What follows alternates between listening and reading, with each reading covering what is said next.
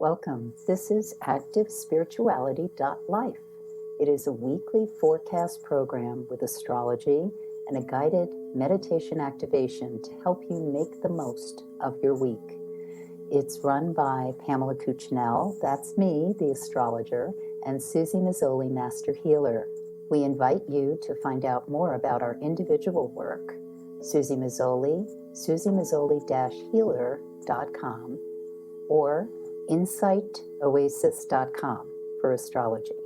You can also find both of us at activespirituality.life, and we look forward to your joining us every week.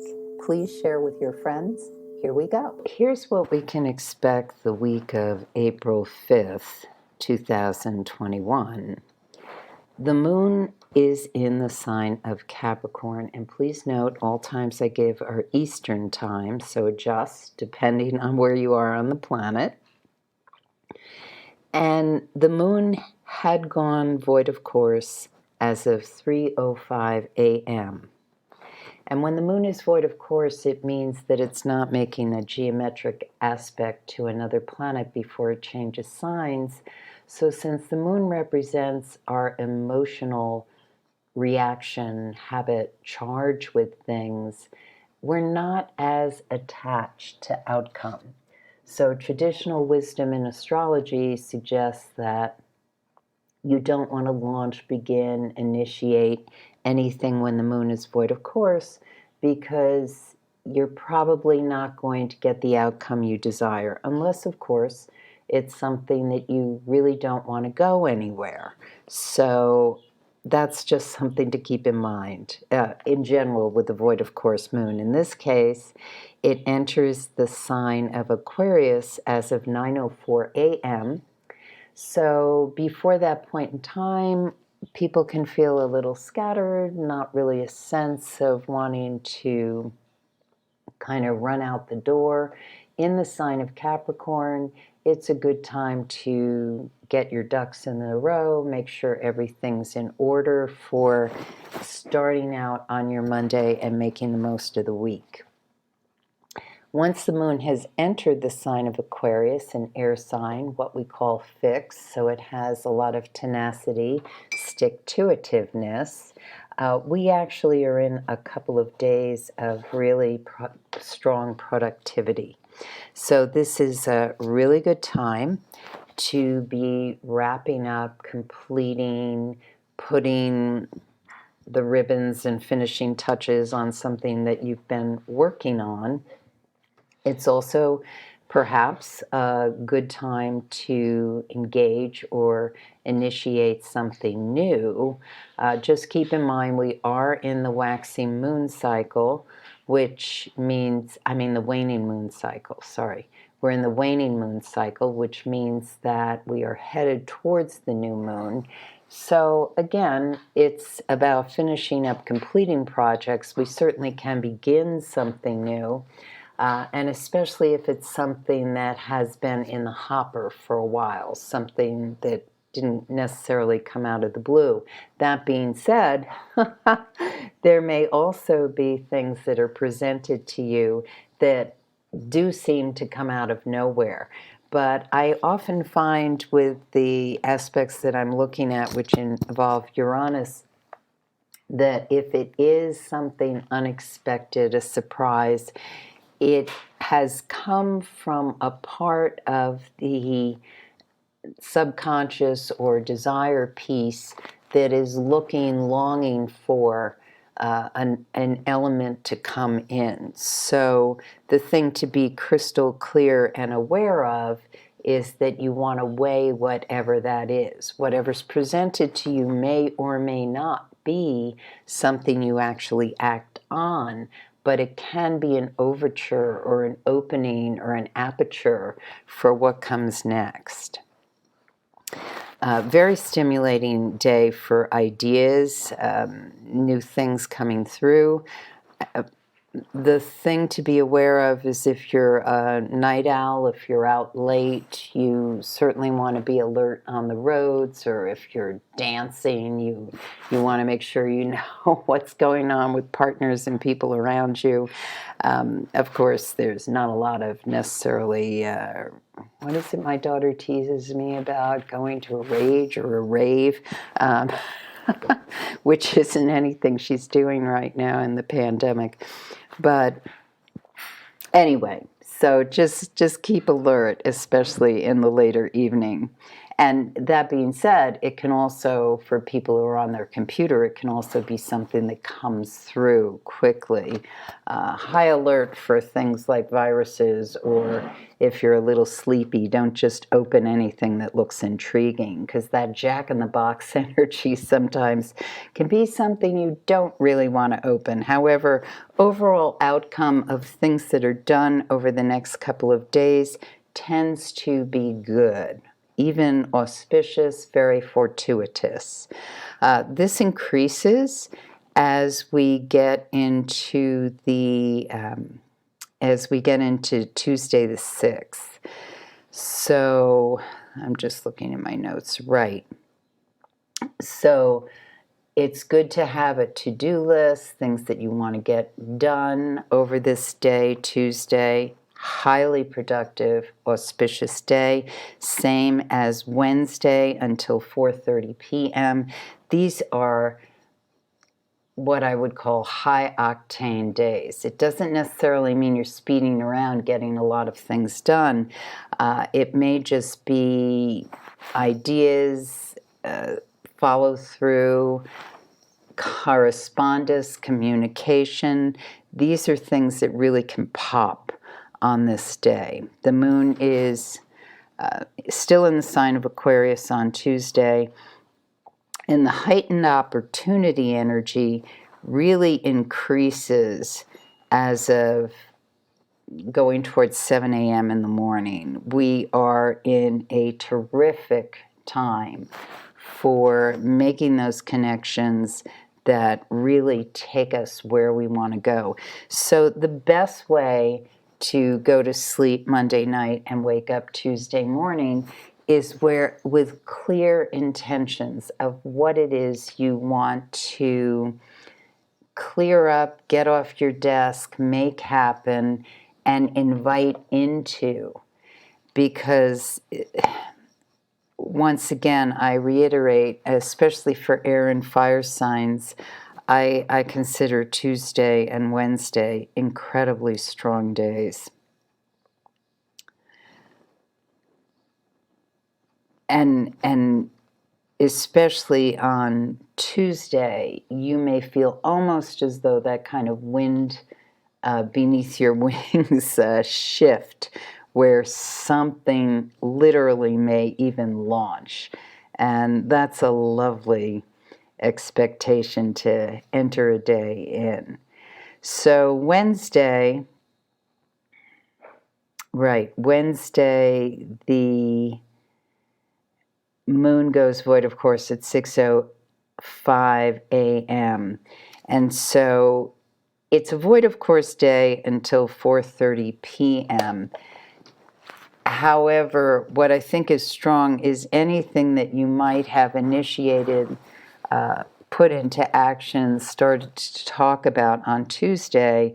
On Wednesday, you can really see what traction it has and kind of keep moving with it. But the important thing is to have gotten it off the ground before that 6:05 a.m. time Wednesday morning. Once the moon enters the sign of Pisces at 4:30 p.m., and the other thing I should say about Wednesday is it can be a great day for conversation, connection, feeling a lot of need for community. But again, it's because of the void of course moon, people can talk about what's happening or what might be happening or what their expectations are. Unless the moon is hitting a point in your personal horoscope, which may well be true, or you're getting another auspicious hit from a planet, Venus or Jupiter perhaps. Once again, don't put too much stock or investment in conversations that are held that day. One story I'll tell about a void of course moon with a friend who hadn't been utilizing me as an astrologer yet, but she invited me to a luncheon where she was incubating an idea about a television pilot. And I went to the luncheon, and the idea was these ladies' moms sitting around talking about holistic metaphysical things. And it was a great luncheon. I had a great time. I met wonderful ladies. We talked about how we were going to do this, get together with that. And I knew nothing was probably going to come of it. And it didn't. But the other thing I will add is that I also, about 20 minutes before I left, became aware, oh, my parking space, I need to feed the meter. And I thought, well, the moon's void, of course, I probably won't get a ticket. And I didn't. I'm not recommending that for all cases, but that's the kind of void of course moon energy I'm talking about, especially in the sign of Aquarius. So once the moon has entered the sign of Pisces late afternoon on Wednesday, now we're in really interesting energy for earth and water people. It doesn't mean you have to have those modalities alive in your chart. And the other thing I have to say is, let's say you're born, let's say you're a Gemini, and I'm talking about moon in the moon is in a water or earth sign. And so as a Gemini, maybe you clock out a little and think, oh, she's not talking about me. Well, there's a timing thing we do with, let's say you're born at 15 degrees Gemini and you happen to be 25 years old. Well, you're already learning or experiencing quite a bit of energy that's coloring your experience of life of the sign of Cancer, because the sun, this is a very old method, the Greeks used it, we call it progressions. The sun moves basically a degree a year. So if you were born at 15 degrees and you're 25, your progressed sun is at 10 degrees Cancer. So when I just kind of glibly throw these facts out about, well, if you've got water or earth energy, you, Ms. or Mr. Gemini sun at 15 degrees birth, are probably an honorary Cancer now. So that's a water sign. So you are being affected, learning. And it's always a learning experience because you come in with the energy that's very clearly about air, verbalization, writing things down, community, talking, what's new. But then when the Gemini sun moves into Cancer, it's about learning deeper about familial connections, feelings, sensitivity, which may or may not come to you naturally, but still you're learning that experience. So that was a side trip. Sorry about that. But I'm talking about the moon in Pisces. So, of course, when the moon's in Pisces, we wax poetic. We go into different channels because the water is fluid. It moves where it may, and it's mutable water in the sign of Pisces. And that is the experience late afternoon through Thursday the 8th that you may be swept into, this sense that there's only so much you can control. And I can't stress enough, especially with how this moon is aspecting over these days, that it's really important to go with the current. You don't fight it.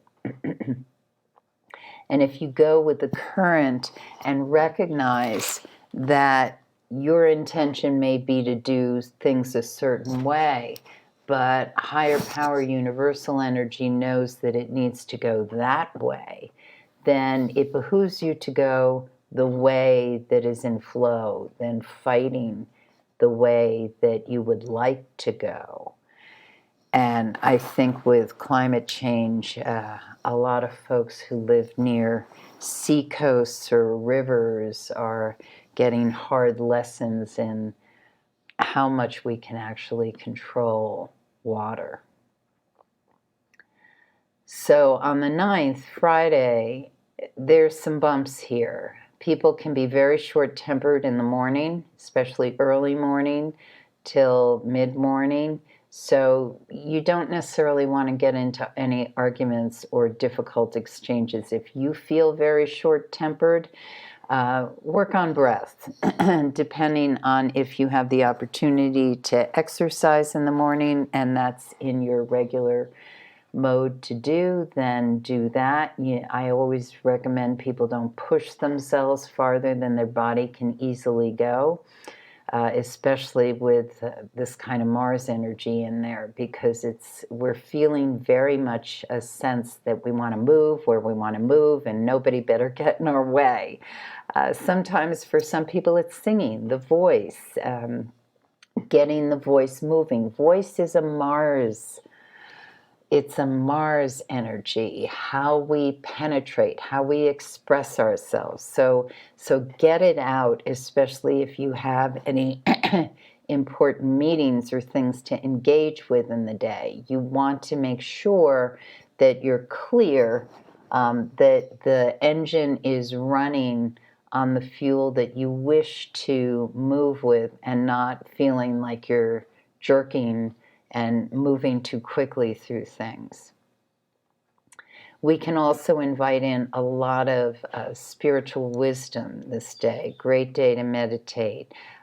We can feel some conflicts with what we desire, what we want to do, and what is the higher wisdom. We need to reconcile these forces. It's very, very strong when we work with the bigger energies. We can move with grace. And so for some of us, these are big lessons over these couple of days, because it's not always easy to release and allow. And these are days that are all about release and allow. It doesn't mean you give up your power. It actually empowers you, because you're in a place of trust and certainty that you are in alignment with what the greatest intention and Spirit's manifestation is. And sometimes the ego mind clouds or inhibits our ability to really move with that.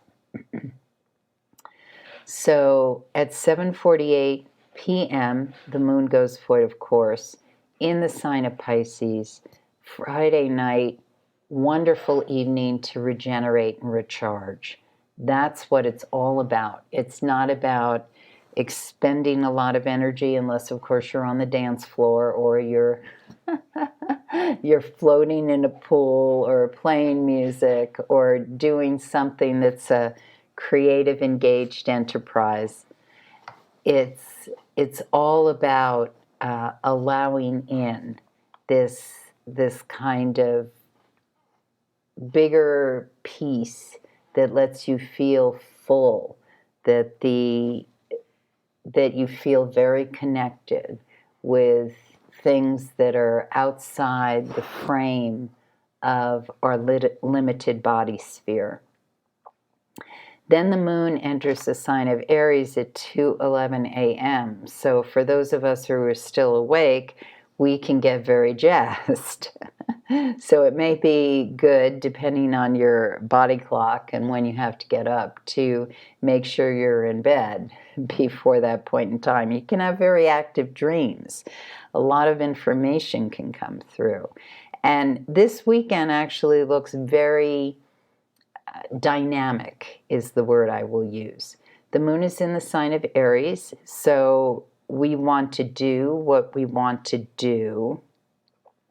And the lovely thing about it is that it is in dance before it changes sign with the planet Venus. So this means that our ability to make connections that are fruitful, that are loving, that feel like they get us, are very, very strong. So it's a terrific day to be moving with the joy of being alive, as is Sunday.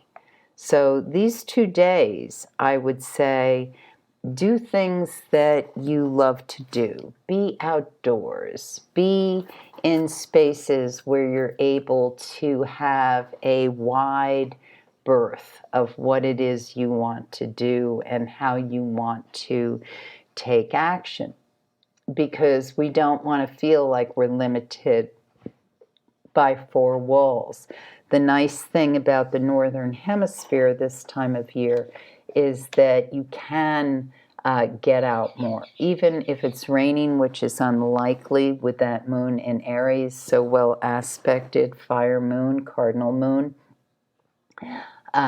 you should be able to be places that brighten, lighten, give you a sense of action.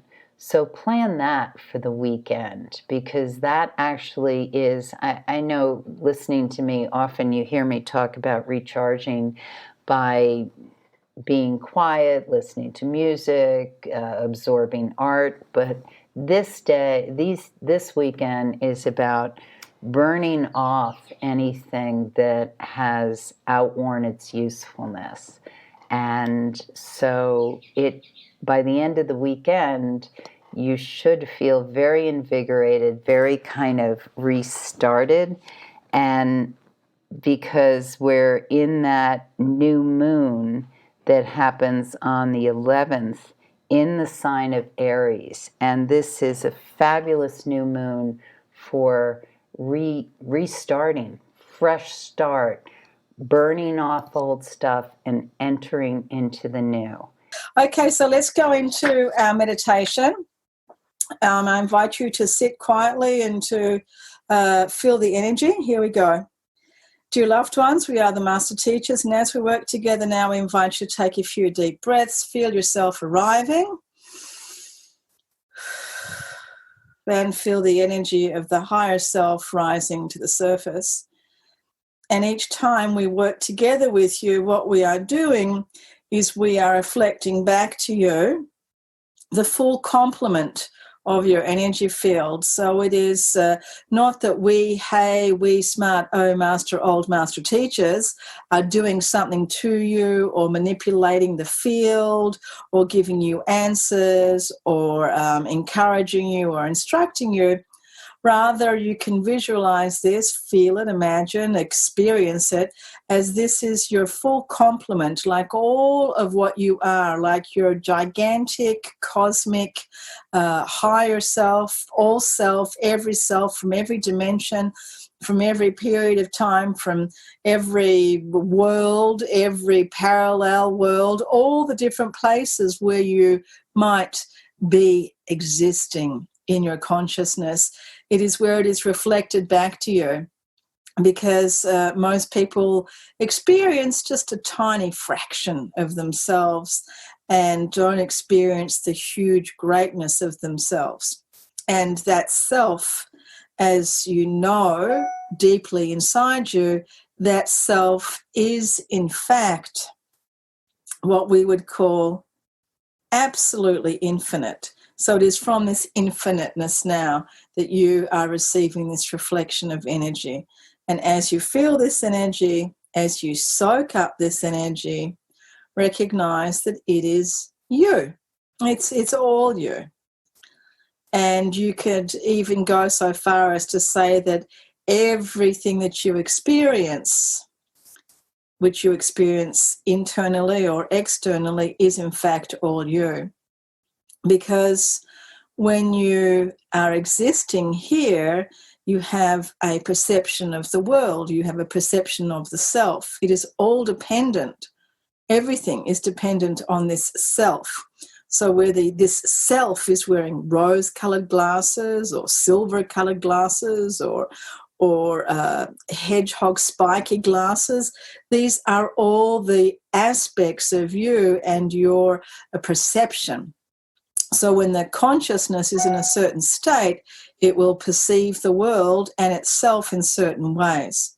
So, for example, now, dear loved ones, visualize or experience that everything outside of yourself, and you know this as a fact, is not disconnected from you. You are not separate. You are not some absolutely unique energy field that has nothing to do with anything else around it.